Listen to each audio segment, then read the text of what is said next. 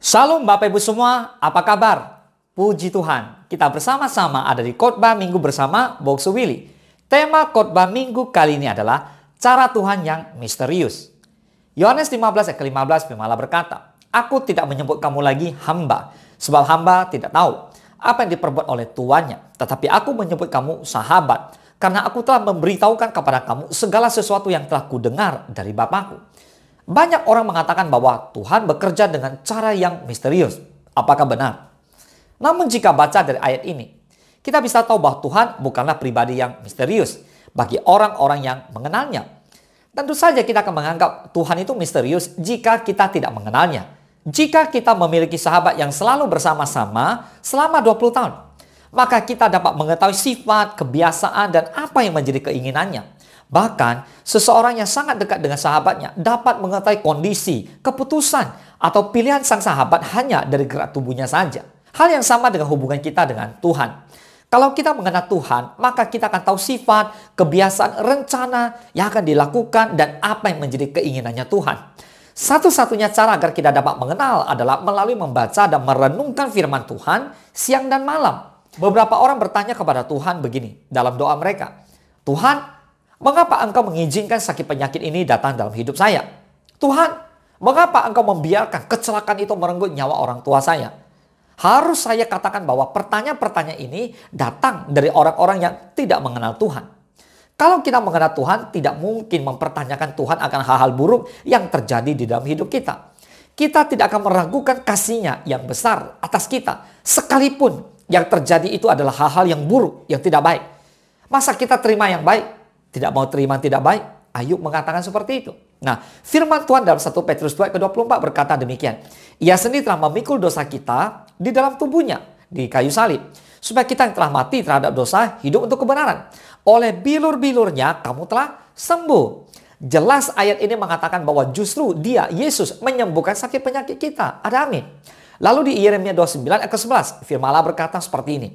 "Sebab aku ini mengetahui rancangan-rancangan apa yang ada padaku. Mengenai kamu, demikianlah firman Tuhan, yaitu rancangan damai sejahtera dan bukan rancangan kecelakaan, untuk memberikan kepada kamu hari depan yang penuh harapan." Katakan amin. Jelas Alkitab menuliskan bahwa rancangan Tuhan bukanlah rancangan kecelakaan, melainkan rancangan damai sejahtera. Jika benar kecelakaan itu terjadi, sadarlah itu bukan dari Tuhan. Tetap bersyukur, tetap memuji dan memuliakan Tuhan. Pertanyaannya sekarang, apakah benar Tuhan bekerja dengan cara yang misterius? Tuhan bekerja dengan jalannya sendiri memang. Tuhan bekerja dengan jalan yang seringkali dianggap misterius oleh orang-orang tertentu. Atau dalam kata lain, cara kerja Tuhan seringkali membuat kita itu bingung. Manusia itu bingung. Mengapa? Coba kita lihat. Allah memerintahkan Yosua dan bangsa Israel supaya berjalan mengelilingi kota Yeriko selama 7 hari atau seminggu. Lalu apa gunanya juga Paulus dan Silas ditangkap dan dihajar tanpa alasan? Padahal dari dua kisah ini, Yosua akhirnya menaklukkan itu tembok Yeriko runtuh. Nah saudara, Paulus dan Silas akhirnya membuat banyak orang bertobat mulai dari penjara. Kepala penjara saja bertobat. Nah, makanya Tuhan menggunakan cara-cara yang terkadang tidak masuk di akal kita. Unik memang. Tapi kita harus tetap percaya dan bersyukur. Ada amin. Cara yang digunakan Tuhan. Interaksi antara kebebasan insani dan kedaulatan Tuhan. Dan keputusan terakhir Tuhan jauh melampaui pemikiran manusia. Alkitab serta kesaksian umat Kristen dari dahulu hingga sekarang mengisahkan secara nyata bagaimana Tuhan telah memutar balikkan situasi demi situasi, masalah demi masalah, hidup demi hidup, dan tidak jarang Tuhan melakukannya dengan cara yang tak terbayang, secara mengejutkan dan sulit dijelaskan. Lihat Kejadian 50 ke 20. "Memang kamu telah mereka-rekakan yang jahat terhadap aku, tetapi Allah telah mereka-rekakannya untuk kebaikan, dengan maksud melakukan seperti yang terjadi sekarang ini, yaitu memelihara hidup suatu bangsa yang besar." Lihat kehidupan Yusuf. Kehidupan Yusuf adalah contoh yang baik tentang cara kerja Allah yang misterius. Di dalam Kejadian 50 ayat 20 tadi yang kita baca, Yusuf berkata pada saudaranya, "Memang kamu telah mereka-rekakan yang jahat terhadap aku, tetapi Allah telah mereka-rekakannya untuk kebaikan." Nah, dalam pernyataan ini Yusuf merangkum berbagai peristiwa dalam kehidupannya, mulai dari tindakan jahat saudaranya hingga akhirnya ketika ia menyadari bahwa semuanya adalah bagian dari rencana Allah yang baik. Allah mau menyelamatkan umatnya dengan perjanjiannya. So ingat, apapun yang Allah kerjakan dalam hidupmu, itu semuanya baik. Katakan amin. Pertanyaannya, apakah kamu siap menyambut rencana Allah yang besar itu? Jika kamu tidak siap, maka Tuhan akan memproses, membentuk kamu sampai kamu siap. Ketika paceklik melanda Kanaan, di mana keturunan Abraham, para orang Ibrani berdiam, Yusuf membawa mereka keluar dari Kanaan ke dalam Mesir. Yusuf mampu menyediakan makanan bagi mereka karena ia telah ditetapkan sebagai penguasa di Mesir dan berotoritas atas perdagangan makanan. Mengapa Yusuf berada di Mesir? Kita bisa tanya seperti itu kan? Nah, mengapa Yusuf berada di Mesir? Saudara-saudara Yusuf telah menjualnya sebagai budak 20 tahun yang silam dan sekarang kelanjutan hidup mereka tergantung pada dirinya. Kejadian ironis ini hanya satu bagian kecil dari kehidupan Yusuf. Gerakan paradoksnya Allah tampak di sepanjang kisah Yusuf. Jika Yusuf bukan penguasa di Mesir dan berhak memindahkan bangsanya ke sana, maka tidak bakal ada kisah Musa. Tidak ada kisah keluaran dari Mesir 400 tahun kemudian. Jika Yusuf dapat memilih apakah bersedia dijual sebagai budak oleh saudara-saudaranya, adalah sangat mungkin Yusuf menolak. Jika Yusuf diberi pilihan untuk dipenjarakan meskipun tak bersalah, sekali lagi, kemungkinan besar Yusuf akan menolak. So pertanyaannya, siapa yang secara sukarela memilih ditindas? Ya nggak ada. Namun di Mesir itulah Yusuf dapat menyelamatkan keluarganya dan pintu ke dalam istana Firaun hanya dapat diakses melalui pemenjaraan. Paham? Makanya Yusuf masuk penjara. Lihat Yesaya 46 ayat 10 dan 11. Yang memberitakan dari mulanya hal yang kemudian dan dari zaman purbakala apa yang belum terlaksana. Yang berkata keputusanku akan sampai dan segala kehendakku akan kulaksanakan. Yang memanggil burung buas dari timur dan orang yang melaksanakan putusanku dari negeri yang jauh. Aku telah mengatakannya, maka aku hendak melangsungkannya. Aku telah merencanakannya, maka aku hendak melaksanakannya. Saudara, Tuhan yang memberitahukan dari mulanya hal-hal yang kemudian apa yang akan terjadi. Dan kita dapat yakin bahwa setiap peristiwa yang dialami oleh orang percaya berkontribusi terhadap rencananya Allah. Menurut nalar kita, cara Allah menenun berbagai peristiwa luar biasa, saudara. Nah, dalam kehidupan kita seakan-akan memang kelihatannya ya tidak logis dan melampaui pengertian insani kita. Namun kita berjalan menurut iman dan bukan menurut apa yang kita lihat. Renungkan baik-baik ayat berikut ini. Yesaya 55 ayat 8 dan 9. Sebab rancanganku bukanlah rancanganmu dan jalanmu bukanlah jalanku. Demikianlah firman Tuhan. Seperti tingginya langit dari bumi, demikianlah tingginya jalanku dari jalanmu dan rancanganku dari rancanganmu. Umat Kristen tahu bahwa pikiran Allah jauh di atas pikiran kita. Dan jalan Allah selalu lebih tinggi dari jalan kita. Bagaikan tingginya langit dari bumi. Amin. Nah saudara, salah satu hal terindah dalam kehidupan orang percaya adalah kita belajar untuk mengenal jalan-jalan Tuhan yang luar biasa itu. Namun jalan Tuhan pada kenyataannya adalah sangat bertentangan dengan jalan-jalan kita. Jalan Tuhan itu terkadang aneh atau ganjil menurut penilaian kita. Dan hal itu sulit digambarkan atau dibayangkan. Terkesan misterius memang. Makanya Yesaya sudah mengatakan, seperti tingginya langit dari bumi, demikianlah tingginya jalanku dari jalanmu dan rancanganku dari rancanganmu. Artinya, jalan-jalan Tuhan acap kali bertentangan dengan apa yang kita harapkan dan inginkan. Benar ya?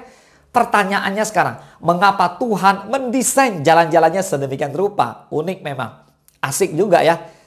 Kita yang belum memiliki keintiman dengan Tuhan akan beranggapan bahwa jalan-jalan Tuhan itu sama atau sesuai dengan keinginan dan kehendak kita sendiri.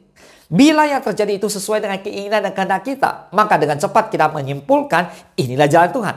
Sebaliknya, jika jalan-jalan Tuhan itu tidak seperti yang kita harapkan, maka kita pun akan berkata, ini bukan jalan Tuhan, bertobatlah, katakan amin. Di dalam Alkitab, kita akan menemukan betapa jalan-jalan Tuhan itu justru sangat bertentangan dengan segala keinginan dan juga logika kita. Contoh, ketika terjadi kekeringan dan kelaparan, Tuhan justru membawa Elia ke sungai kering dan burung-burung gagak memberinya makan. Setelah itu kita renungkan, apa yang dialami Elia itu sungguh tidak masuk akal, saudara. Tetapi itulah jalan Tuhan yang benar-benar tak dapat kita selami.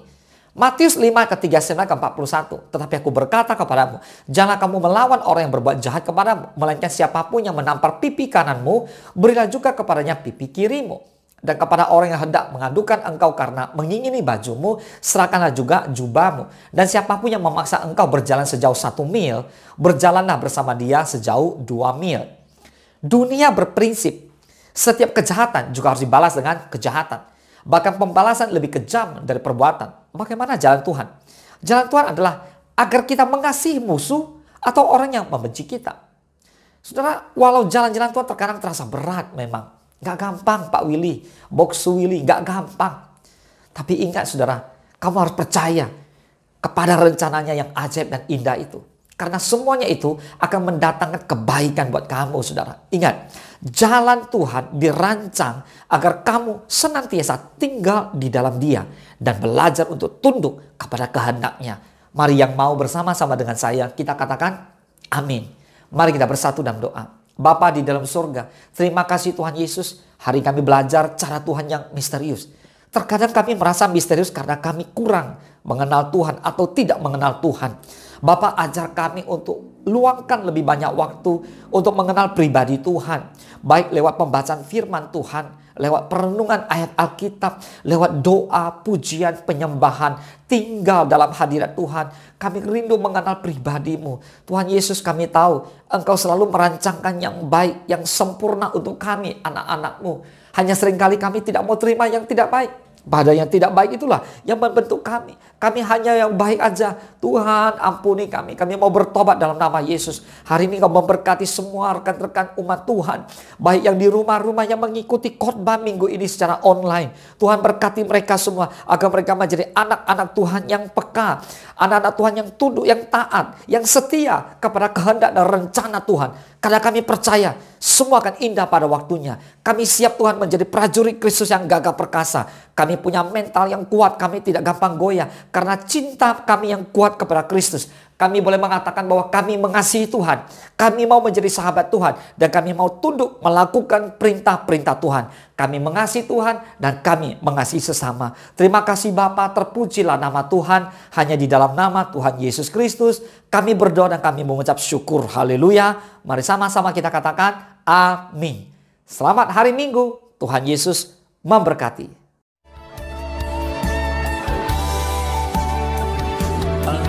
Sediakan hidangan di hadapan lawanku.